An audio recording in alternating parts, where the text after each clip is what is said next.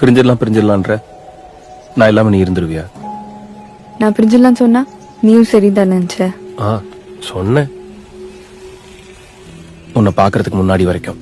நானும் தான் கோத்துல தான் வந்தேன். ஆனா உன்னை பார்த்ததும் எல்லாம் போய். இவ்வளவுதான் சுச்சி நம்ம. நான் இவ்வளவுதான். ஆனா நீ புரியல. நான் தான் பின்னாடி சுத்தி சுத்தி வரேன்ல. நீ முன்ன மாதிரி பேசுறது கூட இல்லையே. பேசினா என்ன பண்ணிட போறோம்? பேசினா என்ன பண்ணுவோம் சொல்லு? பேசுனதையே பேசி பேசி பேசி சண்டை போடுவோம்.